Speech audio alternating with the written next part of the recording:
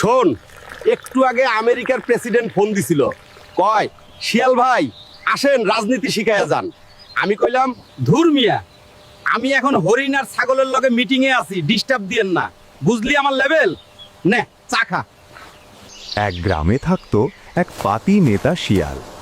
নিজের পেট ভরুক বা না ভরুক, তার একটাই কাজ ছিল এলাকার বড় বড় নেতা বাঘ আর ভাল্লুকের পেছনে ঘুরে বেড়ানো। সকাল সন্ধে শুধু জি ভাই, ইয়েস ভাই, আপনি যা বলবেন তাই ঠিক, এই ছিল তার জীবনের মন্ত্র। গ্রামের মোড়ে দাঁড়িয়ে সে বড় বড় কথা বলতো। আরে বানর ভাই, বাঘ ভাই তো আমার একদম আপন লোক, আর ওই ভাল্লুক ভাই কালও আমার সাথে বসে চা খেলো। এলাকায় কোনো সমস্যা হলে শুধু আমার নাম বলিস, সব ক্লিয়ার। গ্রামের সবাই মুচকি হাসত, কেউ বিশ্বাস করত, কেউ করত না।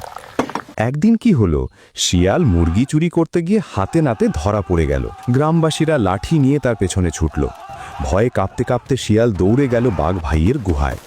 হাঁপাতে হাঁপাতে বলল, বাঘ ভাই বাঁচান, গ্রামবাসী আমাকে ধরতে পারলে আজ আমার দফা রফা করে ফেলবে।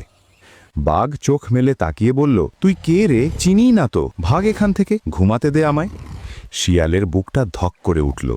তড়িঘড়ি করে সে দৌড়ল ভাল্লুক ভাইয়ের কাছে। সব আশা নিয়ে বলল, ভাল্লুক ভাই একটু সাহায্য করেন। ভাল্লুক বিরক্ত মুখে বলল, আরে ভাই আমি এখন খুব বিজি, পরে আসিস। কেউ এগিয়ে এলো না, কেউ শিয়ালকে আশ্রয় দিল না। অবশেষে ভয় আর লজ্জা নিয়ে শিয়াল জঙ্গলের গভীরে একা একটা গুহায় গিয়ে লুকালো। সেখানে বসে নিজেই নিজেকে বলতে লাগলো, আহা, দিনরাত যাদের পা চাটলাম, আজ বিপদে পড়ে বুঝলাম আমি আসলে কারো ভাই নই, আমি ছিলাম কেবল তাদের ব্যবহারের এক কামলা। নিজের যোগ্যতায় পরিচয় গড়ুন।